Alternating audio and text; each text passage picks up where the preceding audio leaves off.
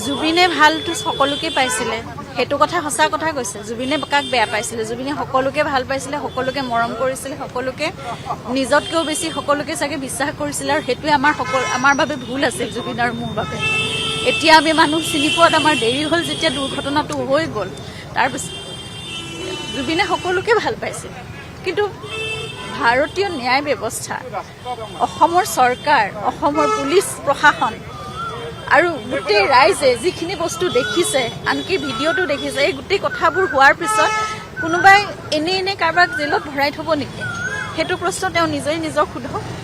সেইটো আমি সকলোৱে তেওঁক সোধা প্ৰশ্ন আচলতে আমি সকলোৱে সুধিছোঁ, নহয় জানো? আপোনালোকেও কওক। সেইটো আমি এনেইতো কোনেও চখতে কাৰোবাক নি পেলাই জেলত ভৰাই থোৱা নাই। They are behind the bars because they have committed something. আৰু এটা তেওঁলোকে কথা কৈছে যে জুবিন গাৰ্গক হেনো বিশ্ব দৰবাৰত প্ৰতিষ্ঠা কৰিবৰ কাৰণেহে তেওঁলোকে সেইবিলাকলৈ লৈ গৈছিলে।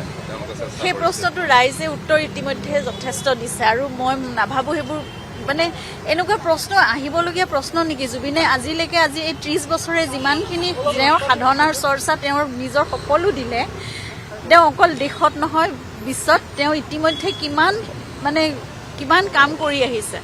তাৰপিছত আকৌ এইটো কথা আৰু আহিব লাগে নেকি? জুবিন গাৰ্গক নতুনকৈ কোনোবাই পৰিচয় দিয়াৰ প্ৰয়োজন জানো আছে কাৰোবাক?